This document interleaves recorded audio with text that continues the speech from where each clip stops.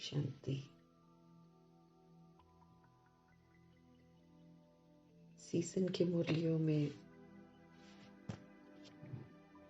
हम आत्माओं को बहुत सारे होमवर्क मिले हुए हैं। हमें देखते रहना है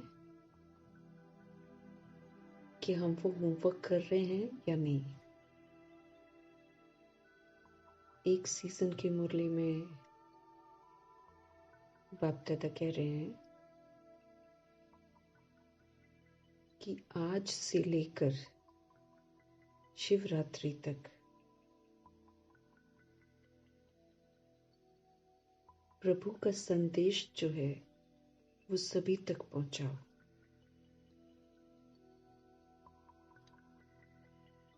समझ देते हैं समर्थ बनो और सभी को समर्थ बनाओ। समझ देते हैं कि जो स्मृतियां मैं तुमको रोज दिलाता हूं, जो स्वमान मैं तुझे रोज देता हूं, उसको अमृत वेले से लेकर अमृत वेले रिवाइज करो और फिर अमृत वेले से लेकर जब दिन में कर्म योगी बनते हो, कर्मा करते हो, तब भी उन्हीं स्मृतियों में रहो, जिनमें से सबसे पहली स्मृति वो मैं कौन की हमको दिला रहे हैं। वो कह रहे हैं कि ये पाठ ही पक्का नहीं हुआ है। दिन में सोल कॉन्शियस की जगह फिर कर्म कॉन्शियस हो जाते हैं, तो स्मृतियां भूल जाती हैं और हम बॉडी कॉन्शियस हो जाते हैं। बाप दादा बोल रहे हैं, हमेशा याद रखो मैं कौन, मैं किसका, तो आप में समर्थी आ जाएगी। क्योंकि मैं आत्मा, मैं परमात्मा का बच्चा समर्थ बन गए। क्योंकि हम सर्वशक्तिवान परमपिता परमात्मा की संतान है, तो हम समर्थ बन गए ना। प्रभु कहते फिर इसी समर्थी से सारी सोल्स को समर्थ बनाओ, क्योंकि वो भी आत्माएं हैं, वो भी परमात्मा की संतान है। ये बाबा ने सीजन की मुरली में उस दिन जिस दिन चलाई है उस दिन से बोल रहे हैं कि ये आपको करना है, तो हम चेक करेंगे। हम सारा दिन, क्योंकि उन्होंने बोला कि सिर्फ शब्दों से नहीं, मनसा से, संकल्पों से भी प्रभु का संदेश दो सबको। जागृत करो आत्माओं को, समर्थ बनाओ, ताकि वो भी जाने कि हम परमपिता परमात्मा की संतान हैं और हमको भी प्रभु से वर्षा लेना है। साथ में प्रभु ने ये भी स्पष्ट किया कि जैसे ब्रह्मा बाप शुरू से लेकर अंत तक यही पाठ पक्का करते रहे हैं, मैं आत्मा, वो भी आत्मा, वो भी आत्मा, वो भी आत्मा, वो भी आत्मा। फिर कचहरी बिठाकर चेक भी करते थे कि क्या ये स्मृति बरकरार रहती है कि नहीं रहती है। तो उन्होंने करके हम आत्माओं को सिखाया है कि हमें भी निरंतर ये वाला अभ्यास करते रहना है। तो हम रोज चेक करते रहेंगे सारा दिन कि मैं आत्मा करावन हार हूं, कर्म इंद्रियां मेरी करन हार होनी चाहिए। ये करावन हार नहीं होनी चाहिए। ये जब करावन हार होती है तो मेरे को देह समझ पाती है, और देह समझते मेरे में कमी कमजोरियां आती हैं, मेरा तेरा आता है, और फिर ये हमें बिल्कुल वीक कर देता है, कमजोर कर देता है। तो हमको कमजोर नहीं बनना है, हमको समर्थ बनना है। हम समर्थ बाप के समर्थ बच्चे हैं, और समर्थी के साथ फिर हम आत्माओं को अपनी कर्मेंद्रियों से सारे कार्य कराने हैं। प्रभु कहते हैं कि कुछ आत्माएं ये सोचती हैं कि अभी तो विनाश नजर नहीं आ रहा है, बाद में हम लोगों के उलहने पूरे कर देंगे। लेकिन मीठे परमात्मा कहते हैं अगर तुम देर करोगे तो भी तुम्हें उलहने मिलेंगे, क्योंकि फिर आत्माएं आपको ये कहेंगी आप हमें पहले बताते तो हम भी कुछ कर लेते। तो ये उलहना फिर दाग लगा देगा।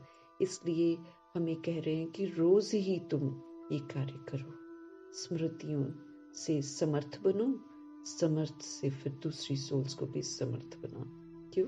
क्योंकि वो कहते हैं कि जब मैं पुकार सुनता हूँ लोगों की, तो उस पुकार में परमात्मा को कम याद करते हैं। परमात्मा को तो तब याद करते जब आपदाएं होती हैं, उसके पहले याद नहीं करते हैं। लेकिन ऐसे हर दिन हनुमान को याद करते हैं, गणेश को याद करते हैं, शक्तियों को याद करते हैं, देवताओं को याद करते हैं, ऐसे वो याद करते हैं ना। तो प्रभु कहते फिर मैं क्या करूं? तुम्हें याद करते हैं ना, तो तुम्हें ही उनको जगाना पड़ेगा। मेरे को याद ही नहीं करते। मेरे को तो मुसीबत जब आन पड़ती है, भूकंप आता है, आपदाएं आती है, तब याद करते हैं। उसके पहले तो तरह तरह के भगवान बना रखे हैं। तो प्रभु कहते हैं आप सबको याद करते हैं, इसलिए आपका फर्ज बनता है कि आप उन्हें जगाओ और सत्य से परिचित कराओ, ताकि बुद्धि का योग उन आत्माओं का प्रभु के साथ जुड़े। तो हम आत्माओं पर ये भी जिम्मेवारी है, होमवर्क मिला हुआ है, तो हम स्मृति में जरूर रखेंगे कि हम यह होमवर्क कर रहे हैं कि नहीं कर रहे हैं, भूल कर नहीं कर रहे हैं। अगर हम पैम्फलेट्स छपवा कर नहीं कर रहे हैं, तो कम से कम हम मनसा से जरूर करते रहें। ये प्रभु का फरमान है। तो निराकार आत्मा पर बहुत सारी जिम्मेवारियां हैं। हमारी विस्मृति से सभी विस्मृत हुए हैं, इसलिए ये एक ऋण है कि मुझे स्मृति स्वरूप रहकर सारी सोल्स को स्मृति दिलानी है कि वो भी सोल्स हैं, वो भी परमात्मा के बच्चे हैं और हम सभी समर्थ हैं, पावरफुल हैं। हम पावरफुल बीइंग्स हैं, हम बहुत वैल्यूएबल हैं। प्रभु कहते हैं तो अपनी वैल्यू को समझना है और वैल्यू को समझते हुए उसको यूज करके दूसरी सोल्स को भी वैसा बनाना है। तो मीठे मीठे परमात्मा की मीठी मीठी मुरली को हम निराकार आत्मा की स्थिति में स्थित होकर निराकार परमपिता परमात्मा से सुनेंगे, उन्हीं से हम समझेंगे, क्योंकि ये उन्हीं के महावाक्य हैं। ये वही हमको समझा सकते हैं, वही हमारा बुद्धि का ताला खोलते हैं, तो हमारी समझ में बातें आती हैं।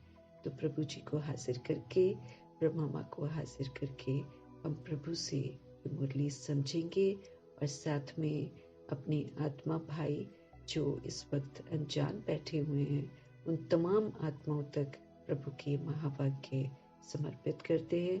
सभी को ये प्रभु के महावाक्य जगाएं, सभी को स्मृतियां वापस आएं, सभी की खोई हुई याददाश्त जो है वो वापस आए, हर आत्मा की बुद्धि पर दस्तक हुए, हर आत्मा को परमात्मा याद आए, हर आत्मा को अपना पवित्रता का स्वधर्म जो है वो आकर्षित करे और हर आत्मा काम क्रोध लोभ मोह अहंकार से मुक्त हो जाए। प्लस प्रभु की ये मुरली जो है प्रकृति के प्रति भी है और 5 तत्वों के प्रति भी है, धरती आकाश जल वायु अग्नि, जिन्होंने हमारी बहुत बहुत पालना की है, परंतु अज्ञानतावश हम इनको बुरा खराब कर बैठे हैं। तो भी हम आत्माओं का फर्ज है कि हम आत्माएं प्रभु की मुरली जो है इनको भी समर्पित करें। ये वायुमंडल भी शुद्ध हो जाए प्रभु के महावाक्यों से और प्रकृति को भी सुकून मिले, राहत मिले कि हाँ सब कुछ अब अच्छा होने वाला है। और प्लस धरती आकाश जल वायु अग्नि जिसको हमने बोझल कर रखा है, वो उनको भी सुकून मिले। तो प्रभु के प्यारे प्यारे महावाक्य हम प्रकृति, वायुमंडल और 5 तत्वों को भी समर्पित करते हुए फिर देखते हैं आज बाप दादा के ज्ञान के भंडारे से हम आत्माओं को क्या खजाना मिल रहा है। मीठे बाबा बोले, मीठे बच्चे, तुम अभी हंस बनने का पुरुषार्थ कर रहे हो।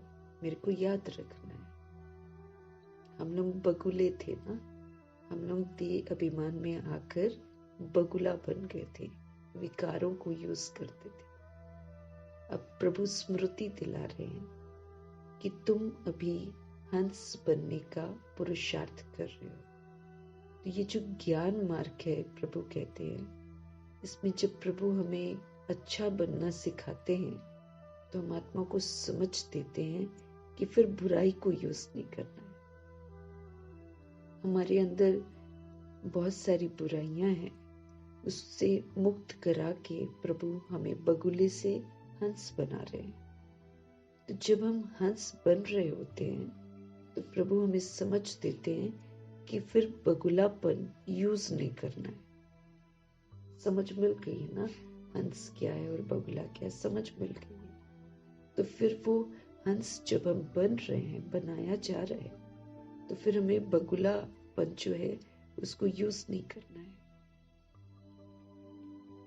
तुम्हें इन लक्ष्मी नारायण जैसा हंस अर्थात संपूर्ण निर्विकारी बनना है। जैसे कल बाबा ने बताया, कभी आगे बढ़ रहे हैं, कभी पीछे हट रहे हैं, कभी ऊपर चढ़ रहे हैं, कभी फिर नीचे आ रहे हैं। ये करेंगे तो हम मंजिल पर नहीं पहुंचेंगे, और जो लक्ष्य दिया हुआ है हंस बनने का वो भी नहीं बन पाएंगे। तो हंस जब हम बन रहे हैं, जब प्रभु कहते मैं तुम्हें समझ दे रहा हूं, तो फिर तुम्हें बेसमझी को यूज नहीं करना है। तो हंस बनने का पुरुषार्थ ही करना है। तुम्हें इन लक्ष्मी नारायण जैसा हंस अर्थात संपूर्ण निर्विकारी बनना है। एक भी विकार का अंश हमारे अंदर नहीं होना चाहिए। संपूर्ण निर्विकारी भगवान बना रहे हैं, इसलिए हम विकारों को यूज नहीं कर सकते, क्योंकि फिर तो विकार को यूज कर रहे हैं, फिर कभी नहीं कर रहे हैं, फिर कर रहे हैं, फिर इससे तो फिर हम संपूर्ण निर्विकारी थोड़ी बनेंगे। हमें तो समझ मिल रही है, तो हर दिन हमें विकार से बिल्कुल छूटते चले जाना है। एक भी विकार को यूज नहीं करना है, जैसे मातेश्वरी ने नहीं किया, जैसे प्रजापिता ब्रह्मा ने नहीं किया। उन्होंने एक भी विकार को यूज नहीं किया। कॉन्सेंट्रेट किया कि हमको हंस बनना है, और फिर वो समय से पहले बन गए। हमें भी समय से पहले बनने की समझ मिली हुई है। समय के बाद तो हम कुछ कर ही नहीं सकते, वो तो फिर वहीं का वहीं फिक्स हो जाएगा। समय के पहले जो करते हैं वो विनाश के सेक से बच जाते हैं। तो मेरे को सारा दिन ये याद रखना है कि हम हंस बनने का पुरुषार्थ कर रहे हैं, इसलिए बगुलापन यूज नहीं कर सकते। प्रश्न है, इस ज्ञान मार्ग में तीव्र जाने की सहज विधि क्या है? बड़ी तीव्र गति से हमको जाना है। तो अगर हम ज्ञान मार्ग में तीव्र जाना चाहते हैं, तो उसकी फिर सहज विधि क्या है? उत्तर है,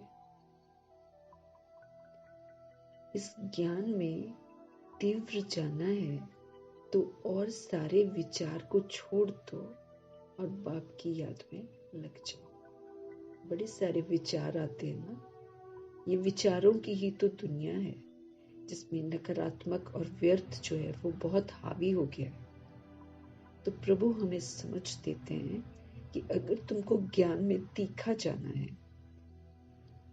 तो फिर सारे विचार छोड़ दो और एक बाप की याद में लग जाओ, जिससे विक्रम सारे विनाश हो जाएं और पूरा कचरा जो है हमारे अंदर वो पूरा निकल जाए। क्योंकि हमने बहुत इकट्ठा किया हुआ है ना, इसका उसका उसका इसकी 63 जन्म से हमको धीरे धीरे धीरे धीरे आदत पड़ गई थी।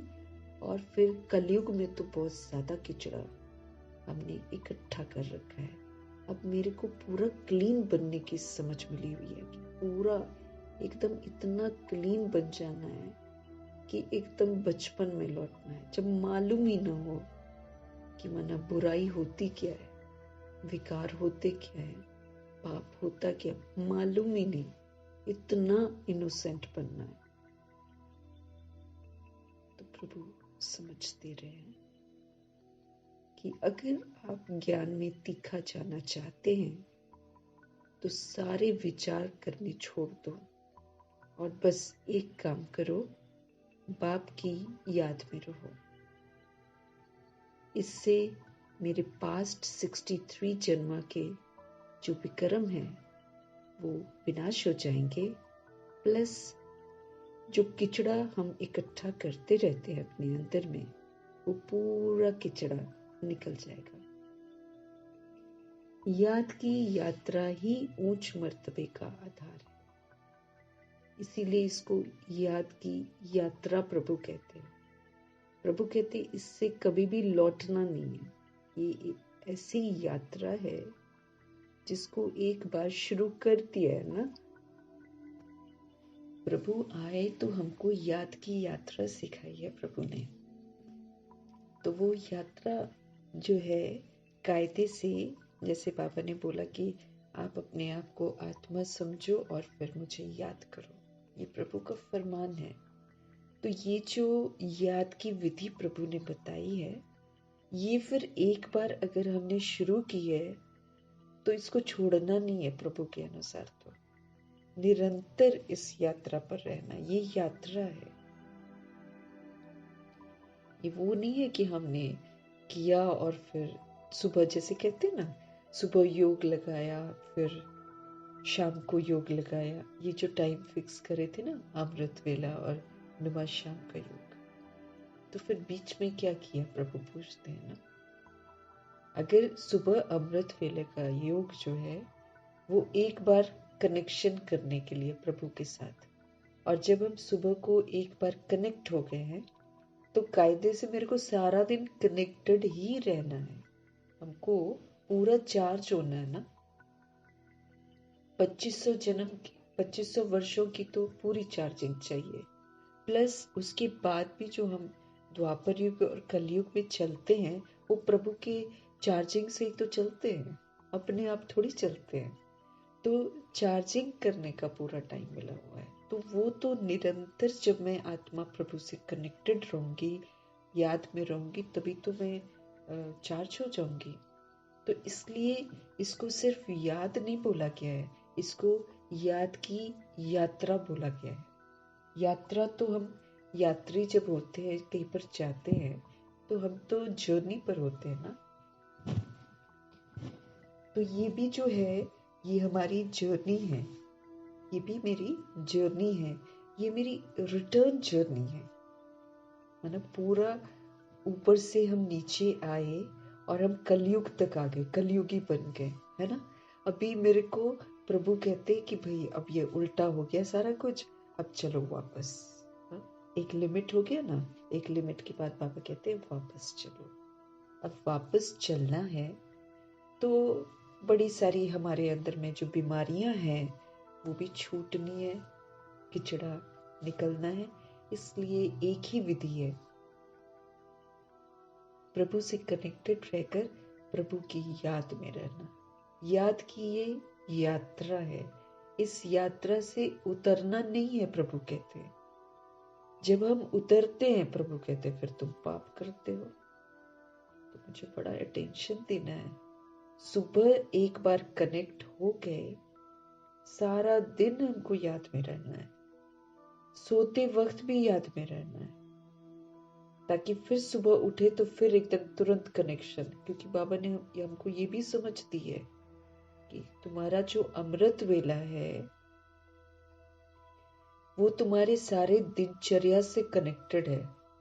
तुम दिन में जब विदेही रहते हो, अपने को आत्मा समझकर चलते हो, तब अमृत वेला अच्छा होता है। अगर तुम दिन भर में देह समझकर चलते हो तो अमृत वेला भी पावरफुल नहीं होता। ये सारा हमारा प्रभु जब से मिले हैं, एक बार हम कनेक्ट हो गए ना, तो प्रभु कहते फिर ये कनेक्शन आपका टूटना नहीं चाहिए, क्योंकि टूटने से पाप होते हैं और जो पाप होते हैं उसकी फिर सजा मिलती है, क्योंकि वो याद से फिर चुप तो नहीं होते हैं। इतना अटेंशन हम आत्मा को रखना है। लक्ष्मी नारायण के घराने में जाने के लिए इतना अटेंशन हमको रखना है। तो प्रभु समझ दे रहे हैं कि ज्ञान में अगर आप चाहते हो कि आप तीखा जाओ, बाकी सारा सोचना वोचना इधर उधर क्या है, कैसे है, पास्ट क्या है, दिस क्या है, दैट क्या है, सब छोड़ दो और बाप की याद में लग जाओ, जिससे तुम्हारे पास्ट के 63 जन्म के विक्रम जो है विनाश हो जाए और जो पूरा कचड़ा तुम्हारे अंदर है वो सारा निकल जाए। आत्मा के अंदर कचड़ा है, आत्मा को प्योर होना है ना। बड़ा कचड़ा हमने इकट्ठा कर रखा है अपने अंदर, वो सारा निकल जाए। इस कदर निकल जाए कि हम बचपन में लौट जाएं। तब एक छोटा सा टाइनी टॉट बेबी बन जाए, वो भी कौन सा, सतयुगी बच्चा। कुछ पता नहीं, बुराई, देवताओं को मालूम नहीं है कि बुराई होती क्या है, मालूम ही नहीं है उनको। ऐसा हमको प्रैक्टिकल में यहाँ पर बनना है, जो कि याद से ही हो सकता है। याद की यात्रा निरंतर जर्नी है हमारी। ये एक ऐसी जर्नी है जिसमें प्रभु ने बोला है तुम वापस नहीं आ सकते हो। ये करते करते करते करते स्मृति स्वरूप बनते बनते हम सतयुग में जाएंगे। जो याद की यात्रा में रहता है वही ऊंच मर्तबा प्राप्त करता है। इसी से माना याद की यात्रा से तुम कौड़ी से हीरा बन सकते हो। हम कौड़ी तुल्य हो गए ना, देह अभिमान में आकर। प्रभु के अनुसार हम कौड़ी हो गए, तुच्छ, वर्थ नॉट अ पेनी, जिसको बोलते बाबा, वर्थ नॉट अ पेनी, किसी भी लायक नहीं। ऐसे गंदे हम बन गए थे। प्रभु कौड़ी से हमको हीरा बना रहे हैं। कैसे बनेंगे? प्रभु कहते याद की यात्रा से। एक बार ये याद की यात्रा शुरू करी है हमने, इस पर मेरे को निरंतर रहना है। प्रभु कहते हैं अब हम अपने आप को चेक करके देख सकते हैं, क्या हम सारा दिन याद में रहते हैं, या फिर जब से हम ज्ञान में आए हैं तब से हम याद की यात्रा पर हैं। क्योंकि प्रभु ने तो हमें बोला कि भाई ड्रामा बिगड़ गया है ना, ड्रामा बिगड़ गया है, अब इसको क्वेश्चन नहीं करो, बिगड़ गया है वो तो क्या, उसको हम कुछ नहीं कर सकते ना। प्रभु ने बोला क्वेश्चन नहीं करो अब, और बीच में करेक्शन भी मत करो कि ऐसा नहीं, ऐसा होना चाहिए था। न कोटेशन सुनाओ, न कोई चीज को देखकर तुम रिएक्ट करो, तो न कोई चीज को देखकर तुम रिजेक्ट करो। तुम क्या करो, तुम याद की यात्रा पर रहो, और जो मैं कहता हूं वो करते जाओ। तो फिर तुम्हारा जो विक्रम है वो भी विनाश हो जाएगा, क्योंकि हम सभी ने पाप कर रखे हैं। और जिसने पाप कर रखे हैं वो फिर क्यों क्या तो कर ही नहीं सकता है ना। हम सभी विस्मृत होकर जब उल्टे कर्म करके, और हमको समझ में भी आ गया कि हमारा उल्टा करने से सब कुछ उल्टा हो गया, तो क्या हम प्रश्न कर सकते हैं कि ये क्यों हो रहा है, क्यों हो रहा है? नहीं कर सकते ना।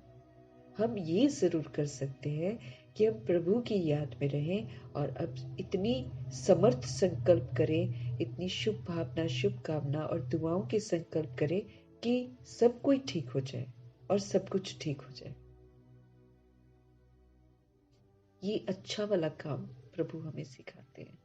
इससे फिर हम जो कौड़ी बन गए थे, हम हीरा बन जाएंगे।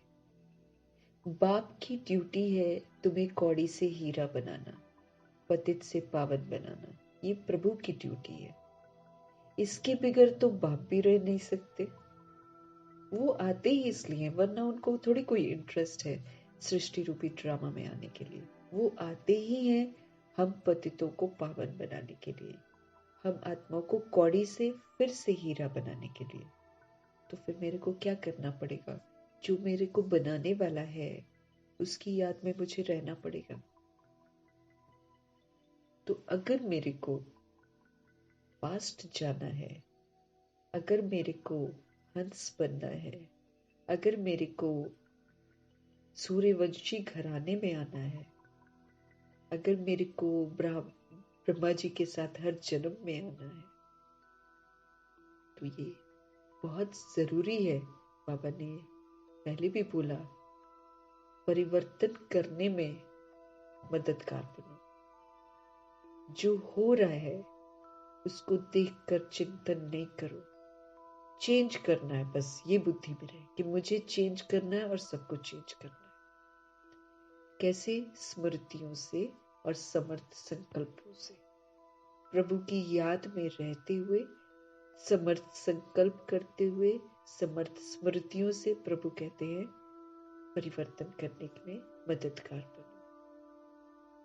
तो जब हम याद की यात्रा में रहेंगे तभी हम ये काम कर सकते हैं।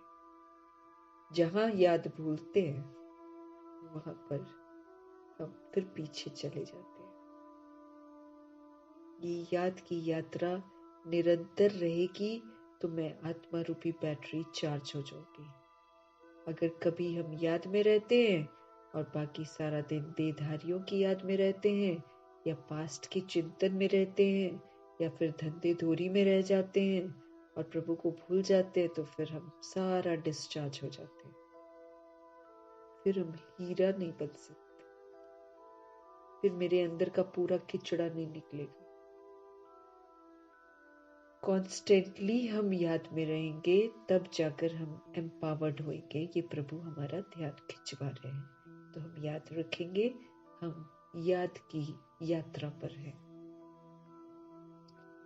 याद की यात्रा से ही उच्च मर्तबा पा सकते हैं।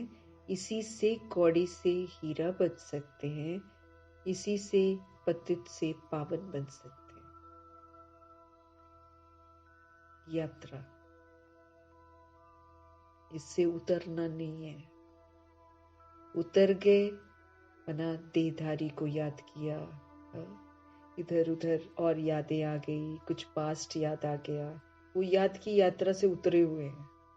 क्या कर रहे हैं? पाप कर रहे हैं। प्रभु की मना है, हम पाप कर रहे हैं। फिर वो पाप जो है ना वो मुझे प्रभु से कनेक्ट नहीं होने देते हैं। फिर अमृत वेला भी अच्छा नहीं होता है। सारी दिनचर्या खराब होती है। प्रभु कहते हैं इसलिए अमृत वेला भी कनेक्शन नहीं होता है। तो प्रभु को ही याद करना है बस। इस यात्रा से उतरना नहीं है। निरंतर चलते चलते चलते चलते ही मंजिल पर पहुंचेंगे।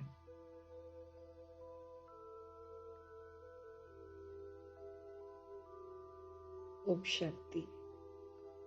बाप बैठकर बच्चों को समझाते हैं कि इस दुनिया में कोई हंस भी है तो कोई बगुले भी है। ये लक्ष्मी नारायण जो है ये हंस है। इन जैसा तुमको बनना है। तुम कहेंगे हम दैवी संप्रदाय बन रहे हैं। बाप कहेंगे तुम दैवी संप्रदाय बन रहे हो। मैं तुमको हंस बनाता हूं। अभी पूरे बने नहीं हो, बनना है। हंस क्या करते हैं? हंस मोती चुगते हैं। बगुला क्या करता है? गंध खाता है। तो जब जब हम देह समझते हैं, देह के भान में आते हैं, दैहिक दृष्टि होती है, हम गंदे बन रहे होते हैं। आत्मा समझते हैं, प्रभु की याद में रहते हैं तो हम हंस से। जैसे कल बाबा ने बोला तुमको समझ में आना चाहिए कि जब जब तुम देह अभिमान में रहते हो तब तब तुम दुर्गति में जा रहे हो। जब तुम खुद को आत्मा समझते हो तब तुम परमात्मा की याद में रहते हो, तब ऑटोमेटिकली रहते हैं फिर हम परमात्मा की याद में। फिर बाबा कहते तुम्हारी सदगति हो रही होती है। इसलिए बोलते तुम अपना चार्ट तो देखो रोज का क्या कर रहे हो। तो मेरे को याद की यात्रा का भी चार्ट रखना है कि क्या मैं निरंतर इस यात्रा पर हूं, क्योंकि इस यात्रा पर रहते हुए ही हमको सोचने, बोलने और कर्म करने का फरमान मिला है। जॉब भी करनी है तो यात्रा पर रहते हुए ही करनी है। स्मृति सदा रहे जॉब करते हुए भी। आत्मा की स्मृति और परमात्मा की स्मृति और ये कि मैं यात्रा पर हूं, ये तब भी रहे जब हम जॉब कर रहे हैं। वहां भी याद की यात्रा पर उतर नहीं जाना है। तो प्रभु समझ देते हैं हम आत्माओं को कि ये जो हंस होते हैं ये मोती चुगते हैं, और बगुला क्या करता है? गंध खाता है। अब हम हंस बन रहे हैं, इसलिए देवताओं को फूल कहा जाता है, और जो बगुले हैं ना उनको कांटा कहा जाता है। हंस थे, फिर नीचे उतरते बगुले बने हो। हम पहले हंस थे, लेकिन प्रभु कहते देह समझा, देह की कमी कमजोरियों को यूज किया, नीचे उतरे, क्या बन गए? बगुले बन गए। आधा कल्प हंस और आधा कल्प फिर बगुला। अब जब हम हंस थे तब तो 20 जन्म है, लेकिन जब ये बगुले बने हैं तो 63 जन्म है। 63 जन्म में बगुलापन इतना पक्का हो गया है कि जल्दी छूटता नहीं है। तो आधा कल्प हंस और आधा कल्प बगुले। हंस बनने में भी माया के बहुत विघ्न पड़ते हैं।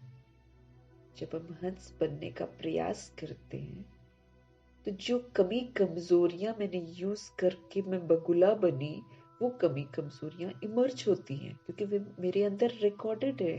प्रभु कहते हैं 63 जन्म जो बगुलापन मैंने यूज किया है वो मेरे अंदर रिकॉर्डेड है, अंदर है वो कचरा।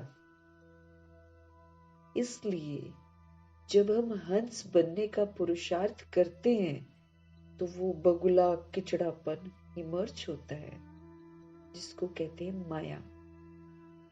तो माया रूपी कमी कमजोरियों के बहुत विघ्न पड़ते हैं। कुछ न कुछ गिरावट आ ही जाती है। अब देह समझा, ये तो मना है कि देह मत समझो, क्योंकि कमजोर बन जाते हैं देह समझने से। आत्मा समझने का फरमान है प्रभु का। प्रभु कहते हैं इसको पाठ को पक्का करो, जैसे ब्रह्मा ने पक्का किया था। उन्होंने निरंतर अभ्यास किया था, मैं आत्मा हूं मैं, और अंत तक ये अभ्यास किया था। तो हमें तो और भी करना है। तो प्रभु कहते हैं ये माया रूपी कमी कमजोरियां बहुत विघ्न डालते हैं। कुछ न कुछ गिरावट आ जाती है। मुख्य गिरावट आती है इस देह के अभिमान की कि मैं बॉडी हूं। ये नाम, ये रूप, बस इसी में खोए रहते हैं। मेरा शरीर, मेरा शरीर, मेरा शरीर। अब ये उतना ही हम पाप करते हैं क्योंकि प्रभु कहते हैं मेरा शरीर नहीं सोचो।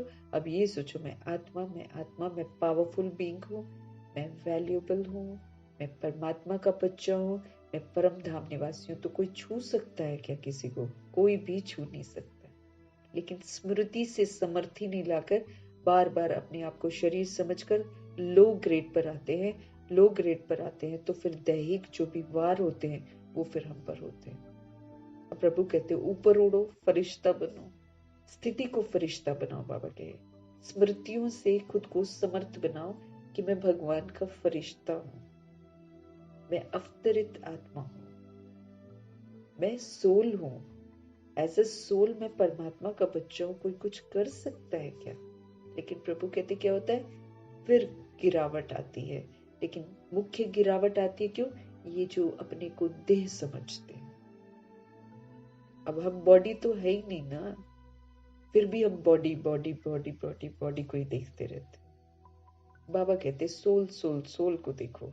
बॉडी देखने से, बॉडी सोचने से, दैहिक दृष्टि होने से ही हम कमजोर बनते हैं और फिर वार भी होते हैं।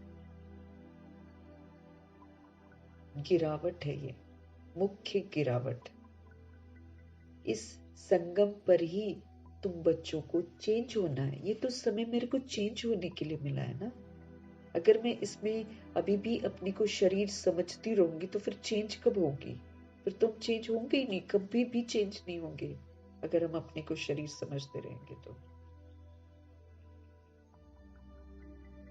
क्यों लिख लिख कर ब्रह्मा जी ने सारा पाठ पक्का किया था? बिकॉज ये इम्पोर्टेंट है, ये स्मृति 63 जन्म मैंने अपने आप को शरीर समझकर इतना पक्का कर लिया है, ये हटता ही नहीं है थॉट कि मैं बॉडी हूं। और फिर सिर्फ थॉट नहीं आता, उसका अभिमान भी आता है। उसको कुछ होता है, शरीर को कुछ होता है तो अपमान फील करेंगे, फीलिंग में आ जाएंगे, दुखी होंगे, परेशान होंगे। बाबा क्या बोलते हैं? हेल्दी रहो, वेल्दी रहो, हैप्पी रहो। हेल्दी का मतलब ये नहीं कि दुख नहीं आएगा, वो तो आएगा, तो उसी में तो हेल्दी रहकर दिखाओ ना, उसका प्रभाव आप पर नहीं पड़ना चाहिए।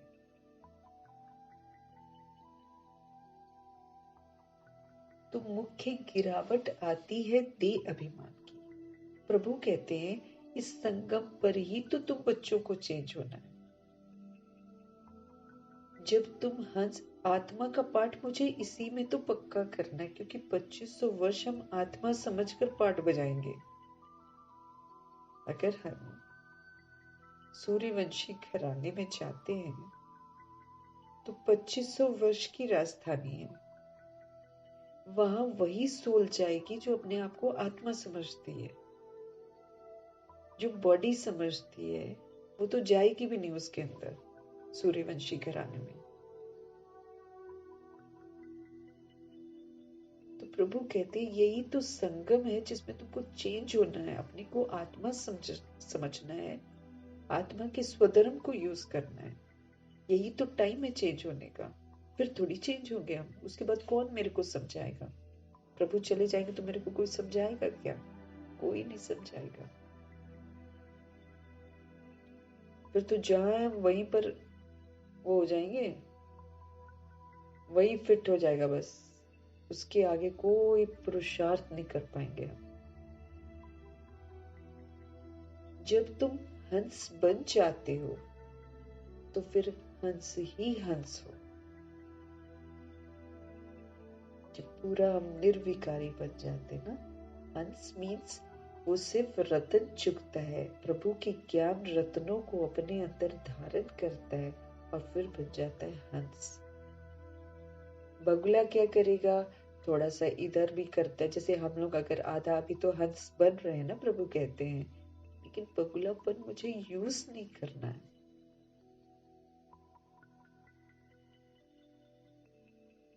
तो जब तुम हंस बन जाते हो तो फिर हंस ही हंस हो। हंस अर्थात देवी देवता होते हैं नई दुनिया में। पुरानी दुनिया में एक भी हंस हो न सके। भल सन्यासी हैं परंतु वो हद के सन्यासी, तुम बेहद के सन्यासी हो। हम देह सहित सभी चीजों का सन्यास करते बुद्धि से कि ये मेरा नहीं है, वो तो घर को छोड़ देते। बाबा ने बेहद का सन्यास हमको सिखाया है कि भाई बुराइयों का सन्यास करो। तो ये देह और देभान और अभिमान से पनपी हुई जो बुराइयां हैं, इसका तुम सन्यास करो। इन देवताओं जैसा सर्वगुण संपन्न और कोई धर्म वाला बनता ही नहीं है। जैसे देवता होते हैं, सारे गुणों से वो इतने संपन्न होते हैं कि वो उसके अतिरिक्त कुछ और यूज ही नहीं करते। सारे गुणों से एकदम संपन्न बनते। कब बनते हैं? संगम युग में बनते, जब हमको समझ मिलती है ये समय है सारे गुणों से संपन्न बनने का। चारों तरफ बगुले हैं, चारों तरफ कलयुग है, उसके बीच में रहते हुए प्रभु हमें दिव्यता के गुण जो है वो सिखाते हैं कि इसको तुम यूज करो। वायुमंडल उल्टा ही मिलेगा क्योंकि हमने उसको उल्टा बनाया है। बना ये एक तरह से हमारा हिसाब किताब चुकता होता है, क्योंकि हम बैड बनते हैं तो दुनिया बैड हो जाती है। अब दुनिया बैड बिहेव कर रही है क्योंकि हमने बैड बिहेव किया, उन्होंने हमसे सीख लिया, इसलिए वो मेरे सामने बैड ही बिहेव करेगी। मेरा ही फैलाया हुआ वापस आ रहा है। हमारे किए हुए कर्मा का परिणाम है कलयुग। अब जो कलयुग में आए हैं वो तो कलयुग ही कर्मा करेंगे। उसके बीच में रहते हुए सत्य परमपिता परमात्मा हम आत्माओं को कहते हैं अब आप गुणों को यूज करो। आपने अवगुण को विस्मृति को यूज किया तो सब विस्मृत हो गए, है ना। हम रूट कॉज है, हम कारण है। अब प्रभु कहते अब आप गुणों से संपन्न बनो तो सब अच्छे हो जाएंगे। आप आत्म अभिमानी बनो तो सब आत्म अभिमानी बनेंगे। आप अपने आप को शरीर समझते जा रहे हो, वो भी अपने आप को शरीर समझते जा रहे हो। तो सारा करेक्शन हमको करना है, खुद को करेक्ट करना है। हम करेक्ट हो जाएंगे ऑटोमेटिकली, बाबा कहते सब ठीक हो जाएगा। तो इन देवताओं जैसा सारे गुण जितने प्रभु ने हम आत्मा को समझ दी है, उनसे मुझे संपन्न बनना है। और संपन्नता तब आती है जब हम उन गुणों को सभी के प्रति यूज करें, सारी सोल्स के प्रति यूज करें। बाबा कहे देवता जैसे सर्वगुण संपन्न और कोई धर्म वाला बनता ही नहीं है। क्रिश्चियनिटी ले लो, मुस्लिम्स ले लो, है ना, कोई भी सिखिज्म ले लो, कोई नहीं बनता। सारे ये तो प्रभु शिक्षा देते हैं, तब जाकर हम लोग बनते हैं।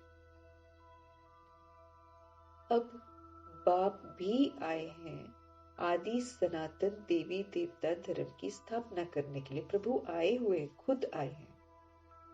ये जो देवी देवता धर्म है, दिव्यता और सत्यता की सभ्यता का जो धर्म है, वो प्रभु जी खुद स्थापन करने के लिए आए। तुम ही नई दुनिया में पहले पहले सुख में आते हो और कोई नई दुनिया में थोड़ी आते हैं। जो बनते हैं इस धर्म के वही तो आते हैं। तो मना ये मेरे ऊपर है, हम आत्माएं अपनी सीट खुद बुक कर रहे हैं।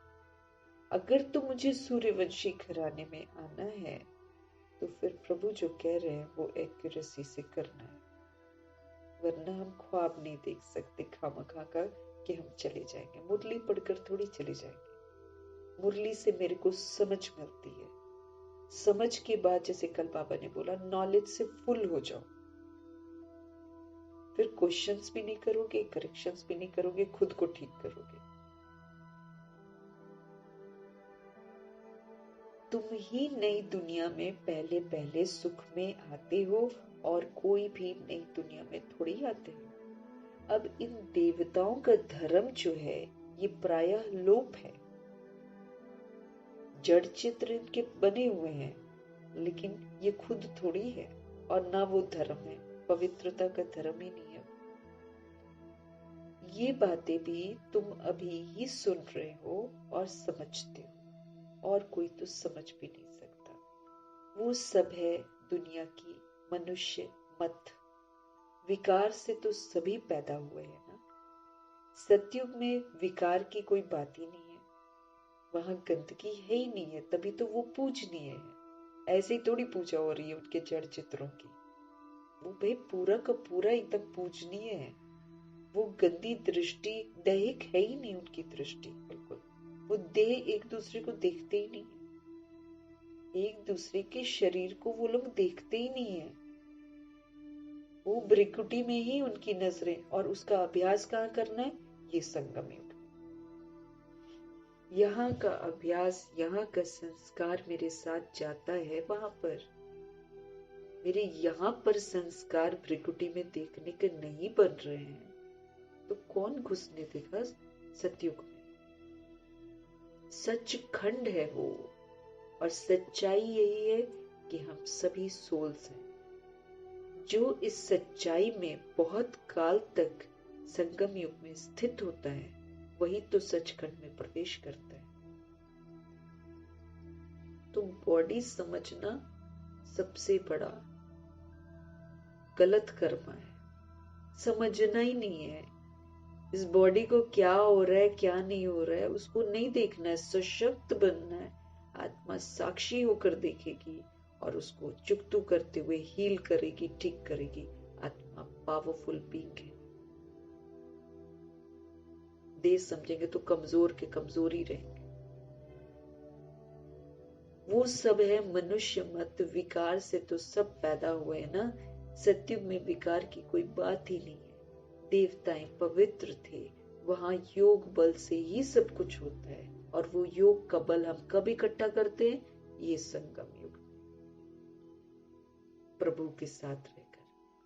जो सोल निरंतर प्रभु के साथ रहती है वो यहीं पर योग का जो ताकत होती है उसको इकट्ठा करती है, जमा करती है। फिर इसी योग बल से वहां पर आत्माओं का आह्वान करते हैं कि आ जाओ, ऊपर से नीचे आ जाओ। और फिर उसको जैसे भी होता है, जो गर्भ महल होता है उसमें उसको निमंत्रण देकर उसके शरीर का जो प्रकृति तैयार करवाती है, कंचन काया, उसको तैयार करके बोलो योग के बल से, पावर ऑफ योग। कहाँ जमा करना है? संगम युग में। कैसे जमा होगा? जब सब विचारों को, सब कुछ को भूल करके याद की यात्रा में रहेंगे, तब मेरे को बल मिलेगा।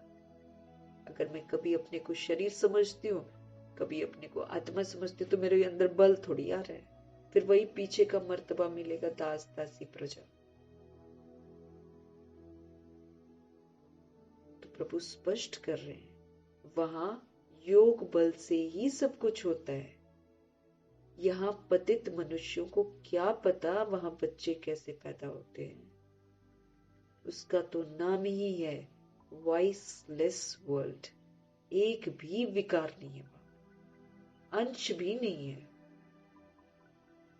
इतना पवित्र धाम है वो। विकार की तो बात ही नहीं है। कहेंगे जानवर आदि कैसे पैदा होते? बोलो, वहां है ही योग बल, विकार की बात ही नहीं। यहाँ तो मनुष्य विकार में जाते हैं, इसलिए जानवर भी करते हैं वैसे काम। तो गाय पवित्र जीव है, लेकिन वो भी गलत करती है क्योंकि मनुष्य गलत करते हैं। मनुष्य विकार में जाते हैं, मनुष्यों का दिया हुआ वो लोग खाते हैं, इसलिए वो भी वैसे ही करते हैं। मतलब सारी रिस्पॉन्सिबिलिटी हम सभी आत्माओं पर है। हम निर्विकारी बनेंगे तो सब निर्विकारी बन जाएंगे।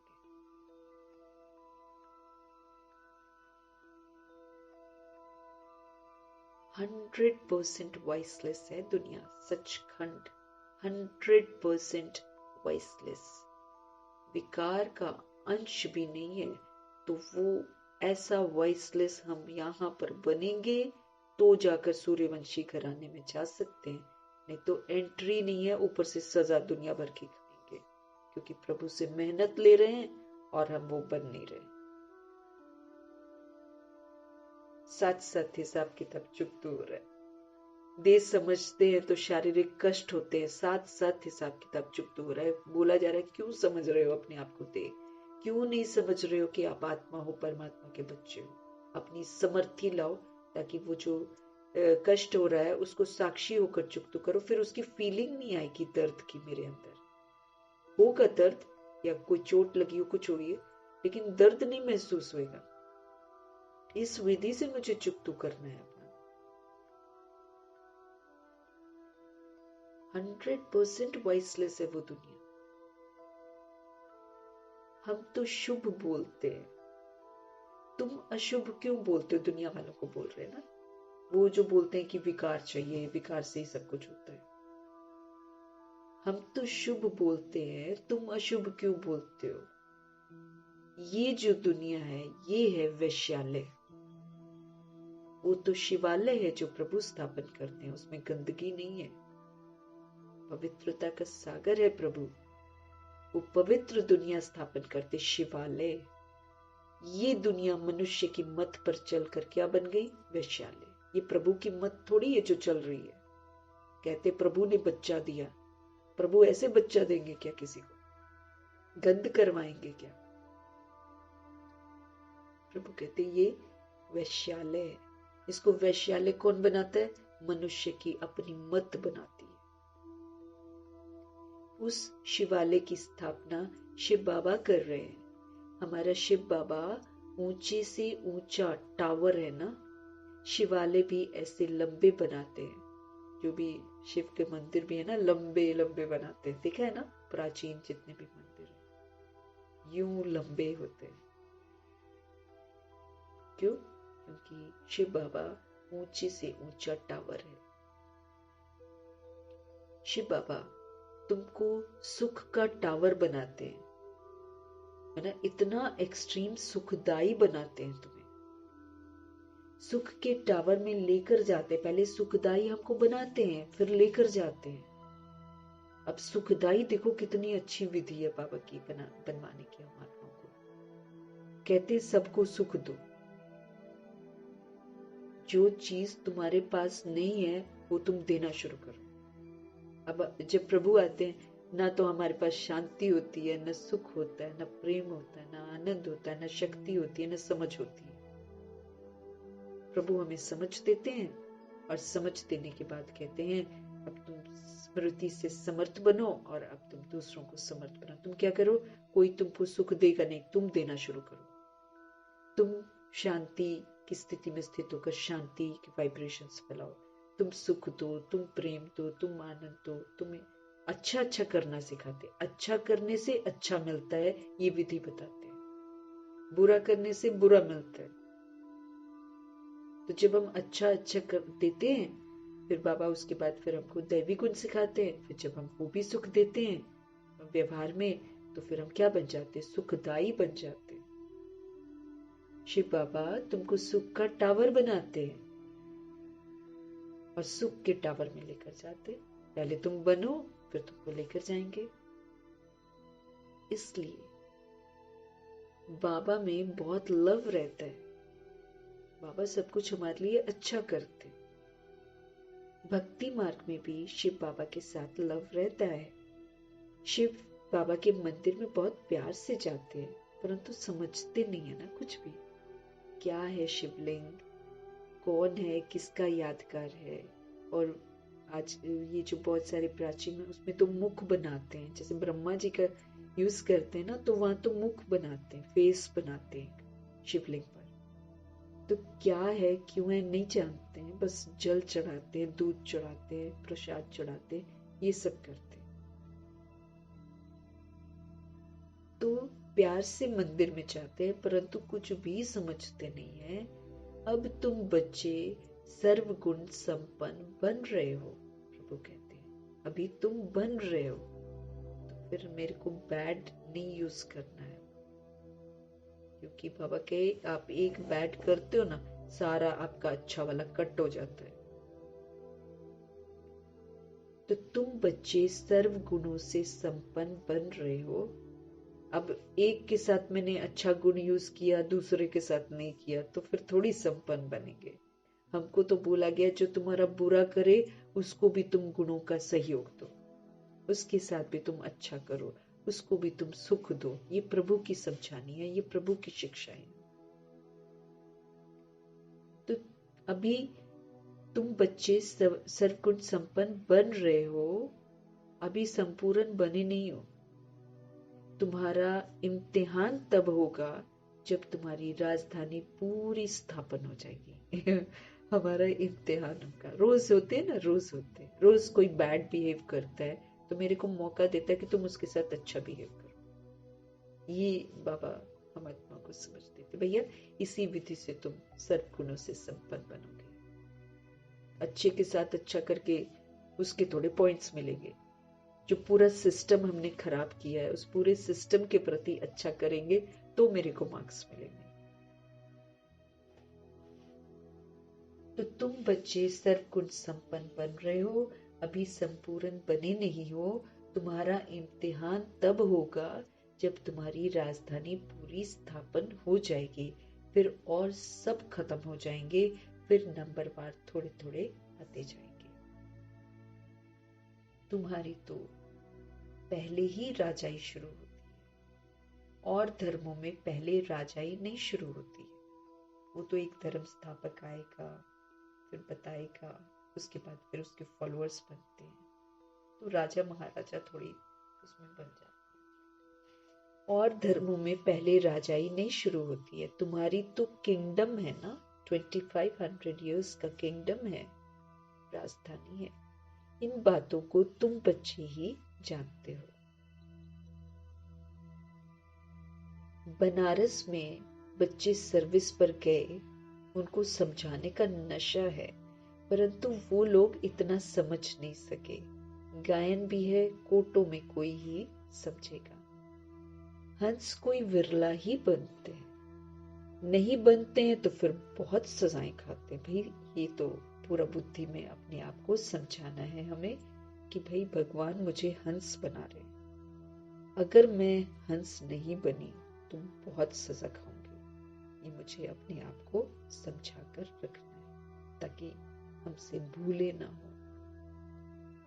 तो प्रभु कह रहे हैं, प्रभु तो हंस बनाने के लिए आए ना, तो प्रभु जो करने आए हैं अगर वो हम नहीं करते हैं तो बहुत सजा खाते हैं। कौन देता है पनिशमेंट? ड्रामा, प्रकृति, माया, यमदूत। प्रभु नहीं देते, लेकिन बता रहे हैं बच्चे अगर तुम नहीं बनते हो ना तो बहुत सजाएं खाते हो।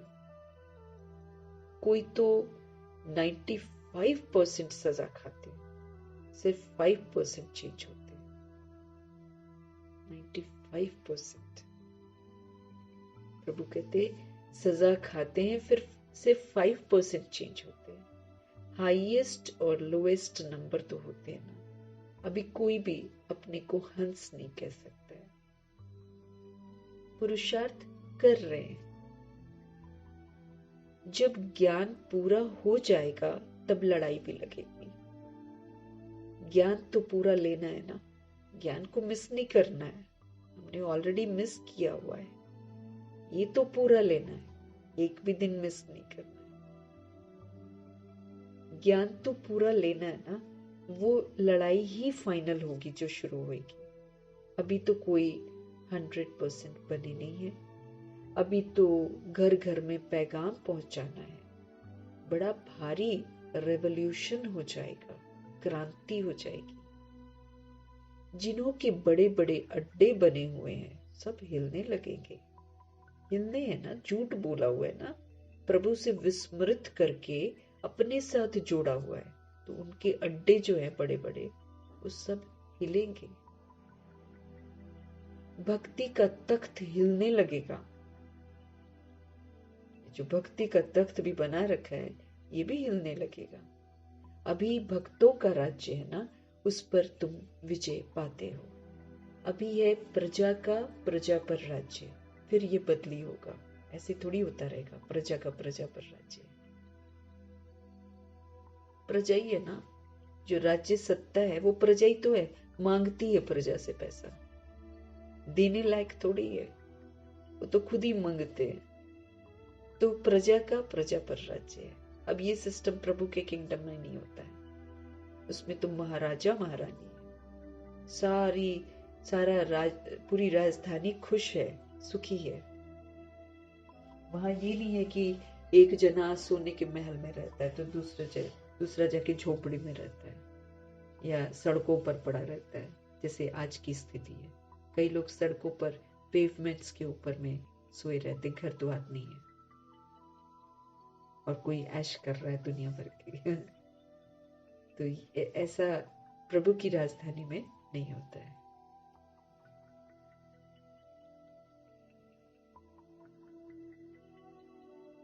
इन लक्ष्मी नारायण का राज्य हो जाएगा। तुम साक्षात्कार करते रहेंगे। शुरू में तुमको बहुत साक्षात्कार कराए हुए हैं कैसे राजधानी चलती है, परंतु साक्षात्कार करने वाले आज है ही नहीं, भाग गए। तो इसलिए प्रभु बोलते साक्षात्कार पर ध्यान मत दो, बनने पर ध्यान दो कि भाई मुझे वैसा बनना है। ये भी ड्रामा में जिनका जो पार्ट है वो चलता रहता है। इसमें हम किसी की महिमा थोड़ी करेंगे। बाप भी कहते हैं तुम मेरी क्या महिमा करेंगे, मेरी तो ड्यूटी है पतित से पावन बनाने की, टीचर की ड्यूटी है पढ़ाने की, अपनी ड्यूटी बचाने वाले की महिमा क्या करेंगे। बाबा कहते हैं मैं भी तो ड्रामा के वश में हूँ, इसमें ताकत फिर काहे की। मना कितना विनम्र है, कितना हम्बल है प्रभु कि बोलते हैं क्या है मेरे में ताकत, मैं भी ड्रामा में बंधा हुआ हूँ, मैं ड्रामा के वश में हूँ, ये मेरी ड्यूटी है। कल्प कल्प संगम पर आकर पतित से पावन बनाने का मैं रास्ता बताता हूँ। मैं पावन बनाने बिगर रह ही नहीं सकता हूँ, क्योंकि है ही प्योरिटी का सागर। उनको फिर इम्प्योरिटी पसंद नहीं आती है, फिर वो रह ही नहीं पाते हैं पावन बनाए बगैर। मेरा पार्ट एक्यूरेट है, एक सेकंड भी देरी से वह आगे नहीं आ सकता हूँ। एकदम फिक्स है उनका आना और एकदम फिक्स है उनका जाना। बिल्कुल एक्यूरेट टाइम पर सर्विस का पार्ट बजाता हूँ। सेकंड बाय सेकंड जो पास होता है ड्रामा मेरे से कराता है। मैं परवश हूँ, इसमें महिमा की बात ही नहीं है। इतना खूबसूरत पाठ प्रभु बजाते हैं, लेकिन कितने हम्बल हैं, कितने निरअहंकारी हैं। कहते मेरी महिमा की क्या बात है, मैं तो परवश हूँ, मैं तो ड्रामा में जैसा है मेरा रिकॉर्डेड वैसा ही मैं करता हूँ। मैं कल्प कल्प आता हूँ, मुझे बुलाते ही हैं पतित से पावन बनाने वाले आओ। कितने पतित बन पड़े हैं, एक एक अवगुण छुड़ाने में कितनी मेहनत लगती है ना। अब देखो हम सब आत्मा हैं, ये सत्य है। इसी सत्य को एक्सेप्ट करवाने के लिए प्रभु कितनी हम पर मेहनत कर रहे हैं कि हम रोज निरंतर अपने आप को आत्मा समझकर पार्टी नहीं बजा रहे, फिर body body body body body body को देखते हैं।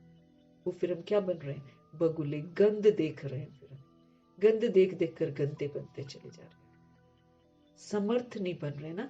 आत्मा समझने से हम समर्थ बनेंगे, प्रभु कहते हैं शक्तिशाली बनेंगे हम, लेकिन शरीर समझने से हम कमजोर बनते चले जाएंगे।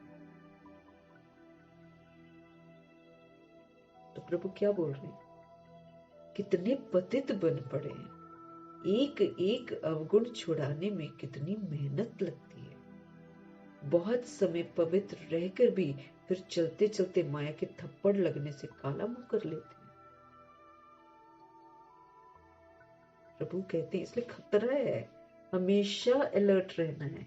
कभी भी ये नहीं सोचना है कि भाई हम तो पवित्र रहते हैं, हम तो पवित्र रहते हैं। ऐठना नहीं चाहिए, अलर्ट रहना चाहिए कि मुझे पवित्र रहना है। नहीं तो देख लो बाबा क्या बोल रहे हैं कि एक एक अवगुण छुड़ाने में कितनी मेहनत लगती है। बहुत समय पवित्र रहकर भी फिर चलते चलते माया के थप्पड़ लगने से काला मुंह कर लेते, गंद कर लेते। ये है ये तमो प्रधान दुनिया। माया रूपी कमी कमजोरियां जो धारण कर रखी हैं, ये बहुत सामना करती हैं, बार बार सामने आएंगे कि यूज कर। सन्यासी भी जन्म तो विकार से ही लेते हैं ना, भले छोड़कर घर चले जाते हैं और सन्यासी बन जाते हैं, पैदा तो गंदगी से ही तो हुए। कोई भी ज्योति ज्योत में समाते नहीं है, वापस तो प्रभु कहते कोई घर जा ही नहीं सकता। आत्मा अविनाशी है और उसका पाठ भी फिर अविनाशी है। फिर ज्योति ज्योत में समा कैसे सकती, जब उसने पाठ रिकॉर्ड कर रखा है तो कहां से ज्योति ज्योत में समा जाएगी, कभी भी नहीं समाती। जितने ढेर मनुष्य हैं उतनी ढेर बातें हैं दुनिया में। कोई कुछ सुनाता है, कोई कुछ सुनाता है, बस उसके पीछे लग जाते हैं।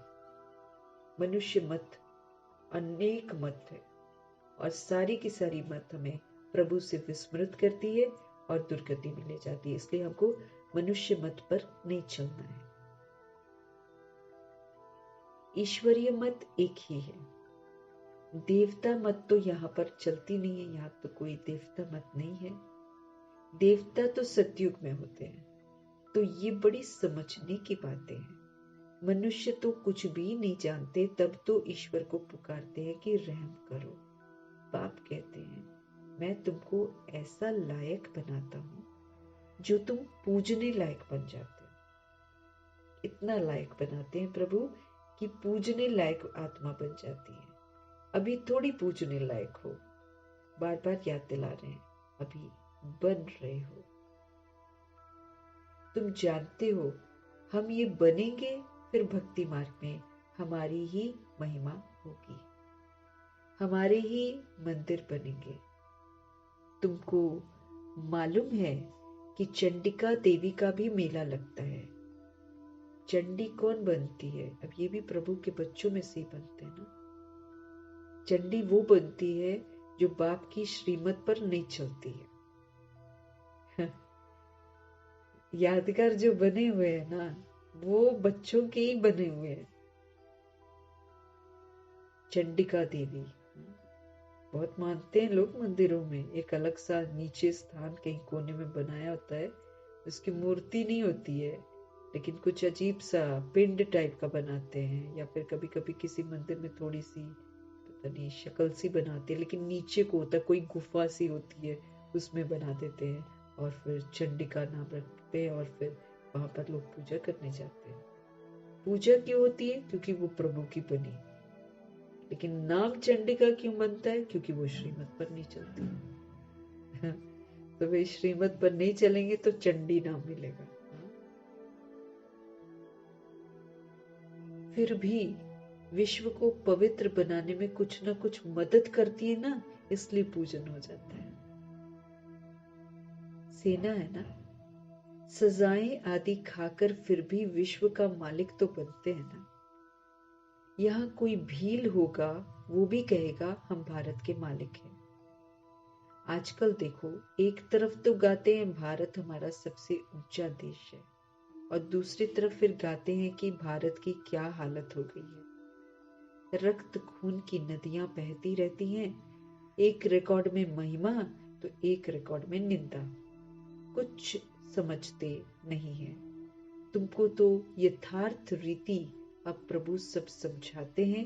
मनुष्यों को थोड़ी पता है कि इन्हों को भगवान पढ़ाते हैं। समझते हैं क्या कि भगवान हमें पढ़ाते हैं? कहेंगे वाह, इन्होंने भगवान को टीचर बना रखा है, व्यंग करते। अरे भगवान वो अच्छा है ना कि मैं तुमको राजाओं का राजा बनाता हूं। सिर्फ गीता में मनुष्य का नाम डाल गीता को क्या कर दिया? खंडन कर दिया। श्री कृष्ण भगवानुवाच, ये तो मनुष्य मत हो गई ना। श्री कृष्ण कैसे यहाँ पर आएगा? वो तो सतयुग का प्रिंस था, उनको क्या पड़ी है जो इस पतित दुनिया में आएंगे, है ना। वो पतित दुनिया में थोड़ी आएंगे। और वो छोटा प्रिंस है, माना छोटा चाइल्ड है, तो वो क्या सबको बच्चे बच्चे कहकर पढ़ाएगा क्या? प्रभु अगर उसको यूज करेंगे तो सारे जैसे बाबा सबको बच्चा बच्चा बोलते हैं, तो क्या वो कृष्ण के मुख से बच्चा बच्चा बोलना शोभेगा क्या? नहीं, वो सतो प्रधान प्रिंस है, वो पतित दुनिया में पाँव नहीं रखते हैं। बाप को तो तुम बच्चे ही जानते हो, परंतु तुम्हारे में भी बाबा कहे विरला ही कोई यथार्थ रीति प्रभु को जानता है। बाप को बाबा कहे तुम बच्चे जानते हो, लेकिन तुम्हारे में भी विरला ही कोई एक्यूरेट रीति से जानते हैं। तुम बच्चों के मुख से सदैव रतन ही निकलना चाहिए। जो समर्थ बोल प्रभु बोलते हैं वही निकलने चाहिए। जो वरदानी बोल प्रभु बोलते हैं वही निकलने चाहिए। वो मेरे को रोज बोलते हैं आप आत्मा हो, तो मेरे मुख से यही रतन निकलना चाहिए, हाँ मैं आत्मा हूँ, परमात्मा का बच्चा हूँ। ये रतन है, ये प्रभु के ज्ञान रतन है, ये समझ है जो मुझे मिल रही है, तो मेरे मुख से सदैव रतन ही निकलना चाहिए, पत्थर नहीं निकलना चाहिए। अपने से पूछना है कि हम ऐसे बने हैं कि हमेशा वरदान निकले, समर्थ संकल्प निकले, पॉजिटिव पॉजिटिव पॉजिटिव ही निकले। क्या हम ऐसे बने हैं? भल चाहते भी हैं कि हम कीचड़े से जल्दी बाहर निकले, परंतु जल्दी हो न सके। टाइम लगता है, तुमको बहुत मेहनत करनी पड़ती है कि इसको मैंने ज्यादा यूज किया, वो जल्दी कचरा निकलता नहीं है। समझाने वालों में भी नंबर पार है। युक्ति युक्त समझानी पिछाड़ी की होगी, तब तुम्हारे बाण जो हैं वो चलेंगे। प्रभु की याद में रहते हुए युक्ति युक्त समझानी, प्रभु कहते हैं, पिछाड़ी की होगी। अब ये पिछाड़ी आ गया है ना, तब तुम्हारे जो बाण है, जो तीर है, ज्ञान रत्नों के जो तीर है, तब चलेंगे।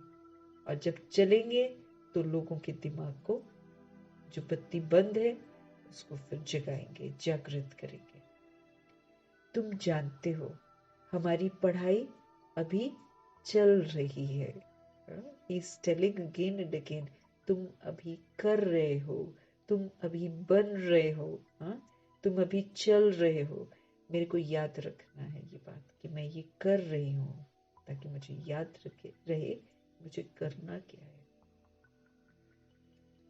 पढ़ाने वाला तो शिव पिता परमात्मा एक ही है, सब उनसे पढ़ने वाले हैं। हम लोग सभी स्टूडेंट्स हैं। आगे चल तुम लड़ाई ऐसी देखेंगे जो बात मत पूछो। अनकंट्रोलेबल हो जाएगा ना, भीड़ इतनी है, पता ही नहीं चलेगा किसने शुरू करी, और वो आग की तरह लग जाएगा। तो आगे चल तुम लड़ाई ऐसी देखेंगे जो बात मत पूछो। लड़ाई में तुम बहुत मरेंगे, फिर इतनी सब आत्माएं कहाँ जाएंगी? क्या इकट्ठी ही जाकर जन्म लेंगी? झाड़ बड़ा होता है ना, बहुत टालियां पत्ते हो जाते हैं। रोज कितने जन्मते हैं, मरते भी कितने हैं, वापस कोई नहीं जा सकता। मनुष्यों की वृद्धि होती ही जाती है। इन रेजगारी बातों में जाने से पहले बाप को तो याद करे, जिससे विक्रम विनाश हो जाए। ये रेजगारी बातें मतलब ये एक्स्ट्रा है जानकारी सारी, लेकिन बाबा कहते इसमें जाने से पहले बाप को तो याद करे, क्योंकि विक्रम विनाश करने हैं और किचड़ा सारा निकल जाए। फिर है दूसरी बातें, याद पर बहुत ध्यान देना। तो लड़ाई में तो बहुत मरेंगे, फिर इतनी सब आत्माएं कहाँ जाएंगी? क्या इकट्ठी ही जाकर जन्म लेंगी? नहीं, ये सब यहीं पर रहेंगी जब तक सारे पैक नहीं होते, अच्छी तरह सजा नहीं भुगत लेते। फिर वही तो, इसलिए अपने आप को सोल समझकर प्रभु कहते अब एम्पावर करो। यस, तो बहुत सारी सोल्स आएंगी बाद में। अपनी स्थिति जो स्वस्थिति है वो आत्मिक और फरिश्ता की होनी चाहिए, फिर वो हमारे पास नहीं आएंगे। फिर हम हीलर्स बन जाएंगे ना, हम उनको हील करेंगे, वो मेरा नुकसान नहीं करेंगे। तो पहले बाप को तो याद करें, जिससे विक्रम विनाश हो और किचड़ा निकल जाए। फिर है दूसरी बात, तुम इसका कोई विचार न करो, पहले अपना पुरुषार्थ करो जो ऐसा बन सको। मुख्य है याद की यात्रा और सबको पैगाम देना है। पैगंबर एक ही है, शिव पिता परमात्मा। धर्म स्थापक को भी पैगंबर व प्रिसेप्टर्स नहीं कह सकते हैं। कहते हैं वो लोग प्रिसेप्टर, गुरु है हमारा, है ना, जीसस हमारा वो है, गुरु समझते हैं, गुरु की तरह उनको समझते हैं। मोहम्मद को, फिर जितने भी गुरु हैं उनको भी गुरु समझते हैं।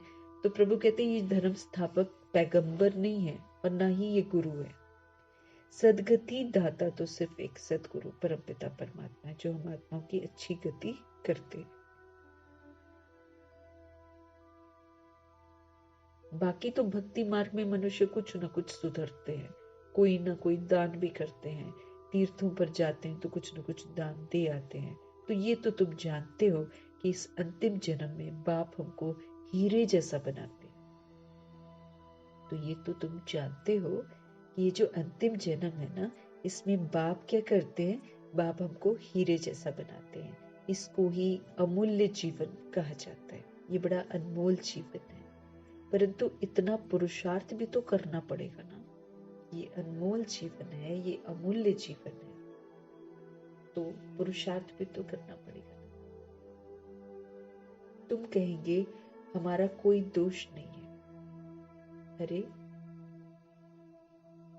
मैं आया हूं गुलकुल फूल बनाने, तो तुम क्यों नहीं बनते हो? प्रभु पूछ रहे हैं।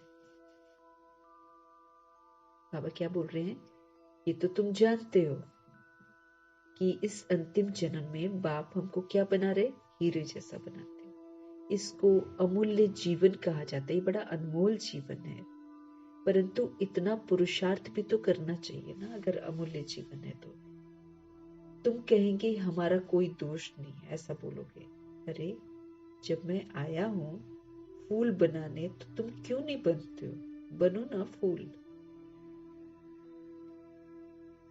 मेरी तो ड्यूटी है पावन बनाने की, तो तुम क्यों नहीं पुरुषार्थ करते हो। मेरी ड्यूटी है, मैं बना रहा हूं, तुम बनो, पुरुषार्थ करो। पुरुषार्थ कराने वाला बाप तो मिला है ना, तो इन लक्ष्मी नारायण को ऐसा किसने बनाया, दुनिया थोड़ी जानती है। बाप आते ही हैं संगम पर, अभी तुम्हारी बातों को कोई समझते नहीं है। आगे चलकर जब तुम्हारे पास बहुत आएंगे तो उन्हों की जो ग्राहकी है, जो मिसगाइड करते हैं ना, अपने पीछे लगाते हैं, उनकी ग्राहकी जो है वो टूट पड़ेगी। बाप कहते हैं इन वेद शास्त्रों का सार मैं सुनाता हूं। ढेर के ढेर गुरु हैं, सब भक्ति मार्ग के। सतयुग में सब पावन थे, फिर सब पतित बने। अब बाप फिर आकर तुम्हें बेहद का सन्यास कराते हैं, क्योंकि ये पुरानी दुनिया अब खत्म होने वाली है। इसलिए बाप कहते हैं अब ये कब्रिस्तान से बुद्धि निकाल कर मुझ बाप को याद करो तो तुम्हारे विकर्म विनाश हो जाए। ये तो कब्रिस्तान है ना। आत्माओं को समझ नहीं है, आत्माएं इस समय मुर्दा हैं। वो कर रही हैं जो नहीं, जिसको खुद ही बैड भी बोलती हैं वही काम कर रही हैं। किसी को कुछ नहीं मालूम, सब एक दूसरे को देखकर उल्टे कर्म करे जा रहे हैं। तो भगवान कहते इस कब्रिस्तान से जो विनाश होने वाला है, इससे अपनी बुद्धि का योग जो है निकाल कर अब मेरे साथ लगाओ, मुझे याद करो तो तुम्हारे जन्म जन्मांतर के पाप जो है वो विनाश हो जाए। अब कयामत का समय है, कल भी बाबा ने हमको याद दिलाया, ये कयामत का समय है, इसमें सारे हिसाब किताब हमारे चुकते होने हैं। इसलिए मेरे को ये समझना है अच्छी तरीके से कि शारीरिक कष्ट भी जो हो रहा है ना, हिसाब किताब है। ये कयामत का समय है, सबका हिसाब किताब चुकतू होने वाला है। सारी दुनिया की जो आत्माएं हैं उनमें सारा पाठ भरा हुआ, सब सारे वर्ल्ड की सोल्स का हिसाब किताब अभी चुकतू होने वाला है। ये कयामत की अंतिम घड़ियां हैं, जजमेंट। इसमें सुप्रीम जज जो है ना, धर्मराज, वो सामने आते हैं। फिर कोई झूठ नहीं बोल सकता, कोई कुछ कर नहीं सकता। दुनिया की अदालत तो पक्षपात करती है, धर्मराज तो साक्षात्कार करा देंगे पूरा का पूरा। यहाँ कोई पक्षपात नहीं होता। तो अब कयामत का समय है, सबका हिसाब किताब चुकतू होने वाला है। सारी दुनिया की जो आत्माएं हैं उनमें सारा पाठ भरा हुआ है। आत्मा शरीर धारण करके पाठ बजाती है, तो आत्मा भी अविनाशी है और ये पाठ भी अविनाशी है। इसमें कोई भी फर्क पड़ ही नहीं सकता। हूबहू रिपीट होता ही रहता है। ये बहुत बड़ा बेहद का ड्रामा है। नंबर वार तो होते ही है ना। कोई रूहानी सर्विस करने वाले, कोई स्थूल सर्विस करने वाले, कोई कहते हैं बाबा हम आपका ड्राइवर बने तो वहां भी विमान का मालिक बन जाएंगे। आज के बड़े लोग समझते हैं अभी तो हमारे लिए स्वर्ग है, बड़े बड़े महल हैं, विमान है। अब अंबानी के लिए तो यही स्वर्ग है। वो लोग तो स्वर्ग ही समझते हैं, है ना। उन बड़े बड़े महल हैं, विमान है, वो तो समझते हैं कि भाई हमारे लिए तो यही पैराडाइज है। बाप कहते हैं ये सब आर्टिफिशियल है, इनको माया का पॉम्प कहा जाता है। क्या क्या सीखते रहते हैं, जहाज आदि बनाते हैं। अब ये जो जहाज आदि वहां काम में थोड़ी आएंगे। ऐसे वाली आवाज करने वाली चीजें सतयुग में थोड़ी होंगी। कितना आवाज करते हैं और कुछ गिर गिरा जाए तो सब कुछ जला ही देता है एरोप्लेन, है ना।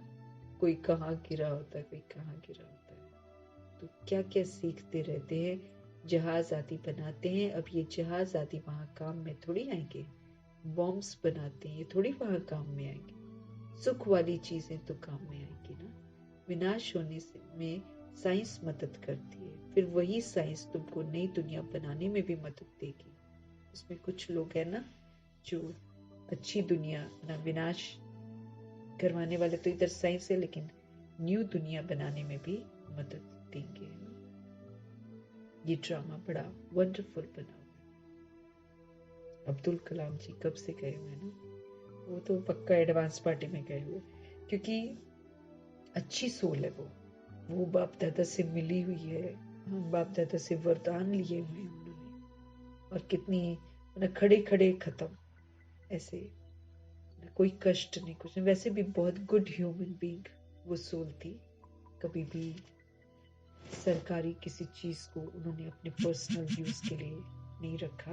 कभी भी पर्सनल काम के लिए वो उसको यूज नहीं करते थे। जो गवर्नमेंट की ड्यूटी है उस समय गाड़ी को यूज करते थे, अपना कहीं जाना है तो नहीं यूज करते थे। ऐसी वो सोल थी, अच्छी वंडरफुल सोल। वैसे भी दिल की बड़ी अच्छी थी।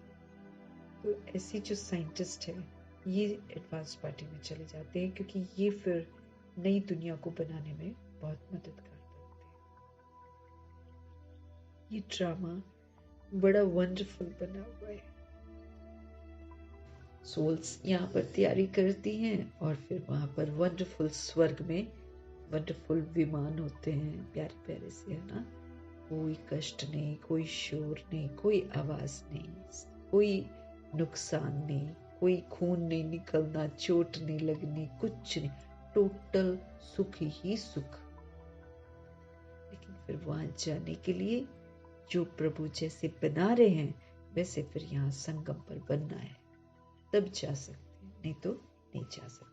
और नहीं तो नहीं जा सकते, वो तो चलो छोड़ो कि चलो नहीं जाएंगे, लेकिन ये जो सजाएं मिलेंगी ये कितनी दुर्गति में हमको ले जाएंगी, नीचे का मर्तबा मिलेगा, फिर सजा बहुत मिलेगी।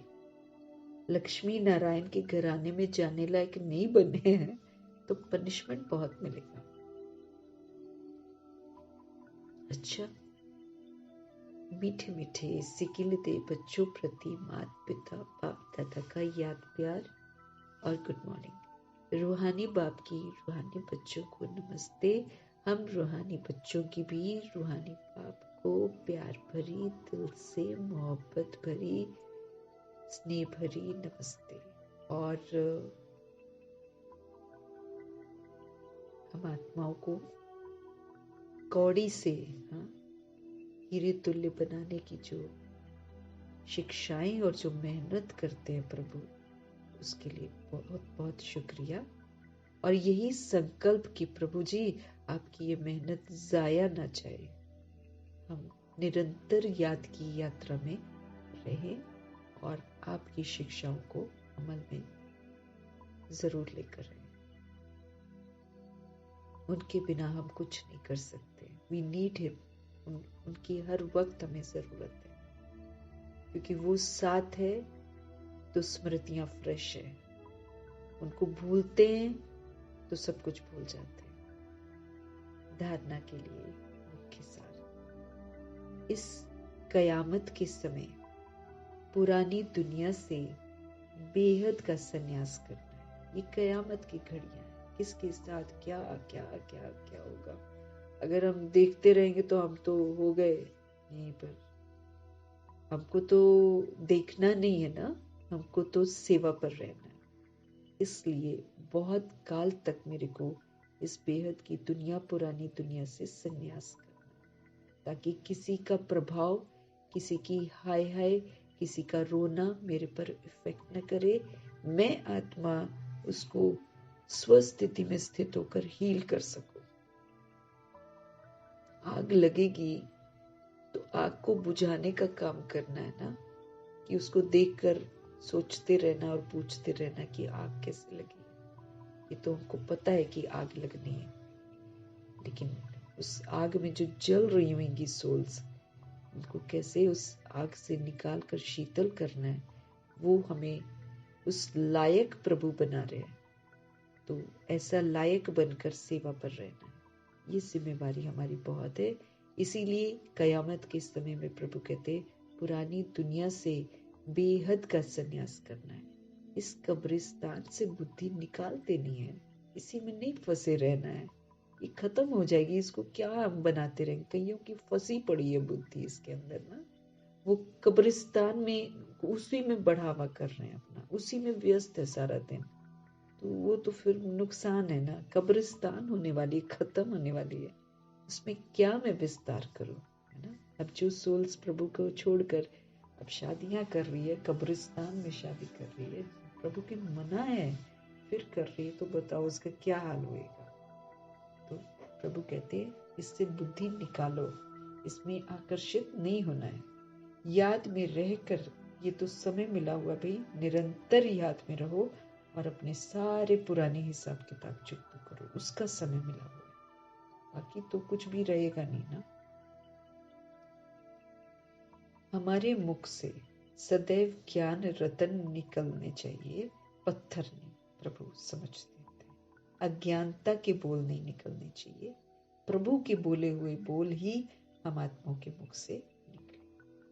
पूरा पूरा हमको हंस बनना है, कांटों को फूल बनाने की फिर सेवा करनी। पहले खुद कांटे अपने निकालने हैं और फिर साथ में जैसे जैसे बाबा हमको फूल बनाते हैं वैसे वैसे फूल बनकर दूसरों को फूल बनाना, क्योंकि जब हम बन जाएंगे तो उसका कर्मों के द्वारा सहयोग देकर दूसरों को बना सकेंगे। टीच तो नहीं करना हमको, हम टीच नहीं कर सकते हैं, किसी को बोल कर बोले कि हम आपको कांटों से फूल बनाने, नहीं। प्रभु जो दिव्यता और सत्यता की खूबसूरती हम आत्माओं को सिखाते हैं, वो मेरे व्यवहार में आ जाए, और वो व्यवहार में आया हुआ जो खूबसूरतपन है वो दूसरी सोल्स को खूबसूरत बना दे। ऐसा वाला हमको कांटों को फूल बनाने की सेवा करनी है, टीचिंग नहीं करनी हमको किसी को, प्रभु से जोड़ना है और अपने व्यवहार से, कर्मों से प्रभु जो शिक्षा हमको देते हैं, जो गुण हमको सिखाते हैं, उन गुणों का सहयोग देना है। इस विधि से हम दूसरी सोल्स को कांटे से फूल बना सकते हैं। सेवा करनी है बाबा की। आज का सतगुरु का वरदान, सेवा के साथ साथ बेहद की वैराग वृत्ति की साधना को इमर्ज करने वाले सफलता मूर्त भव, बेहद के वैराग वृत्ति की तरफ ध्यान खिंचवा रहे हैं, क्योंकि जब तक हमको इस पुरानी दुनिया से वैराग नहीं आएगा तब तक हम अच्छे बन ही नहीं सकते, और जब तक हमारे अंदर बेहद का वैराग नहीं आएगा तो करोड़ों की आबादी के अंदर बेहद का वैराग नहीं आएगा। उनको कैसे हम सही रास्ता दिखाएंगे, उनको भी तो लेकर जाना हमारी ड्यूटी है। बाबा कहे प्रभु हमें लेकर जाएंगे, हमको उनको लेकर जाना है। तो मेरे में बेहद का वैराग आएगा तो फिर सारी सोल्स में भी बेहद का वैराग आएगा। वो वाइब्रेशंस नहीं फैल रहे हैं। ब्रह्मा कुमार ब्रह्मा कुमारी में ही अटैचमेंट अब आ गई है, सेंटर से अटैचमेंट, यही विधि, खाना पीना, आना जाना, अटैचमेंट हो गई है। ये भूल गए हैं हम सब कि हमको वापस जाना है, ये भूल गए हैं हम सब कि इसमें मुझे पावन बनना है और पावन बनाने की सेवा करनी है। ये हम भूल गए हैं कि घर वापस अव्यक्त रूप में जाना है, ये भूल गए हम लोग। इसलिए बाबा स्मृति दिवस में बार बार याद दिलाते, भाई तुमको करना क्या है, याद करो तुमको करना क्या है, वो करो करो करो। ये तो सब आराम से बैठ गए थे ना हम लोग कि मिलन मनाएंगे आएंगे, फिर अगले साल फिर जाएंगे, फिर मिलन मनाएंगे आएंगे, फिर जाएंगे, खाए पिएंगे, फिर आएंगे। बस ये वाला हम स्मृति दिवस में समर्थी लाओ, समर्थ बनो, बाप समान बनो, निराकारी निर्विकारी निरअहंकारी बनो, व्यक्त से अव्यक्त बनो, विदेही बनो, अशरीरी बनो। ये होमवर्क है। तो हर स्मृति दिवस में मेरे को तो ये चेक करना है इसमें मैं कहां तक पहुंची हूँ। जी तो बन गए, बनना तो हमको है ना। तो प्रभु समझते थे कि सेवा करो, सेवा करनी है। सेवा के साथ साथ बेहद के वैराग वृत्ति की जो साधना है, जो तप है, वो चलता रहे, उसको इमर्ज करो, तब सफलता मूर्त भाव का वरदान प्राप्त करेंगे। जब हम सेवा करते हैं प्रभु की श्रीमत पर, तो हमें खुशी मिलती है, हमें शक्ति मिलती है, लेकिन सेवा में ही वैराग वृत्ति भी खत्म हो जाती है। कोई फिर मस्त हो जाते उसी सेवा में, वैराग वृत्ति जो आनी चाहिए वो खत्म हो जाती, असलियत से दूर रहते हैं। इसलिए अपने अंदर वैराग वृत्ति को जरूर जगाओ। जैसे सेवा के प्लान को प्रैक्टिकल में इमर्ज करते हो तब सफलता मिलती है, ऐसे अभी बेहद के वैराग वृत्ति को अब आप इमर्ज करो। चाहे कितने भी साधन आपको प्राप्त हो, लेकिन बेहद के वैराग वृत्ति की जो साधना है ना, वो कभी मर्ज नहीं होनी चाहिए। चाहे कितने भी साधन प्राप्त हो आपको, लेकिन वैराग जरूर है कि सब खत्म हो जाना, ये अटैचमेंट किसी से नहीं।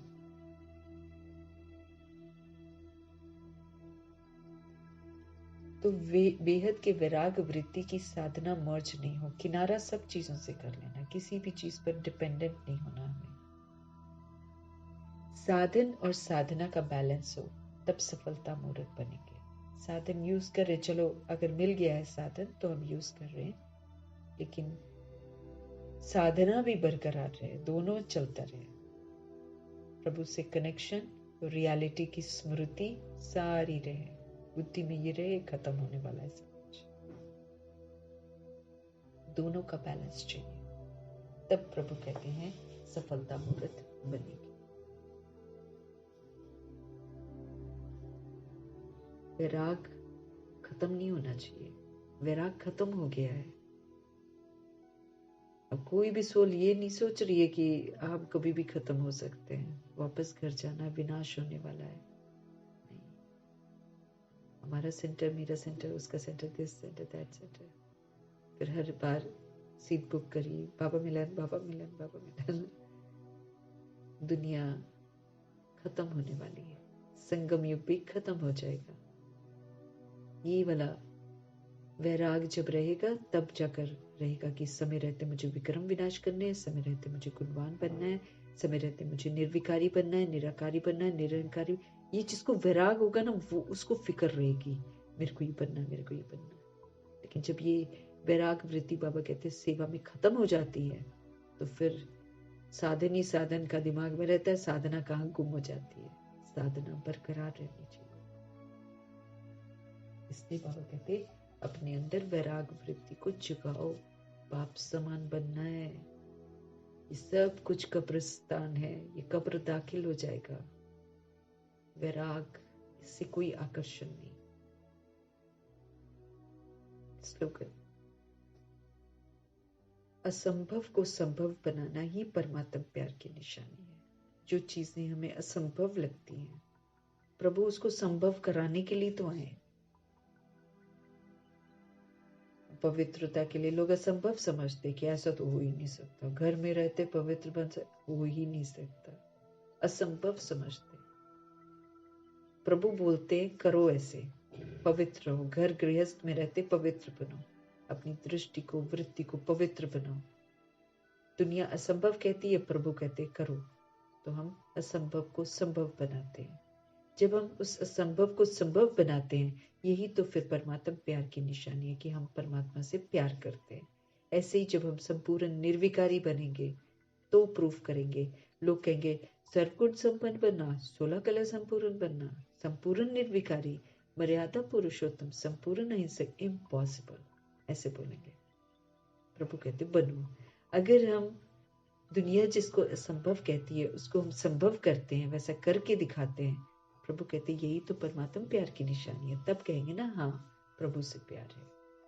हम व्यर्थ को खत्म कर दें, नकारात्मकता को खत्म कर दें, हम सदा समर्थ सोचें, यही तो प्रभु के प्यार की निशानी है कि हम बाबा से प्यार करते हैं। हम कुछ करें ही ना और फिर कहें हमें तो बाबा से बहुत प्यार है। तो बाबा ने उस दिन मुरली में क्या बोला था, करके दिखाओ ना, तब मैं समझूंगा कि हाँ तुमको मुझसे प्यार है। ऐसे थोड़ी मान जाऊंगा कि तुमको प्यार है। करो, फिर स्व परिवर्तन करके दिखाओ। तो असंभव को संभव बना देना प्रभु की श्रीमत पर चलकर, यही परमात्म प्यार की निशानी है। तब प्रभु समझेंगे कि हाँ इसे मुझसे प्यार है। ऐसे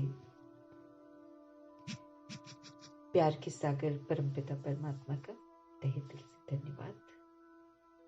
ब्रह्मा माँ का धन्यवाद, जगदम्बा माँ का धन्यवाद, दादियों का धन्यवाद, एडवांस पार्टी की सभी सोल्स का धन्यवाद, अष्टरत्नों का धन्यवाद, नवग्रहों का धन्यवाद, पांचों तत्वों का धन्यवाद, ड्रामा का धन्यवाद, प्रकृति का धन्यवाद, माया का धन्यवाद, यमदूत का धन्यवाद, करोड़ों की आबादी का धन्यवाद, अन्य आत्माएं जो मददगार बनती हैं, तमाम आत्माओं का धन्यवाद, शरीर रूपी इंस्ट्रूमेंट का धन्यवाद, जो भी खजाने हमें मिले हैं उन सारे खजानों का धन्यवाद,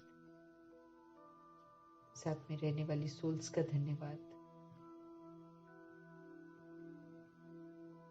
जिन भी आत्माओं ने हम आत्माओं के लिए मुरलियां संजो के रखी हैं, उन तमाम आत्माओं का धन्यवाद। जो भी मैं आत्मा इस ड्रामा, सृष्टि रूपी ड्रामा में यूज करती हूँ, उन सारी चीजों के लिए बहुत बहुत धन्यवाद है। धरती का, आकाश का, जल का, वायु का, अग्नि का, जो भी तत्व हम यूज करते हैं उन तमाम तत्वों के लिए तहे दिल से धन्यवाद। पूरी यूनिवर्स का धन्यवाद और आप सभी आत्माओं का भी धन्यवाद। ओम शांति।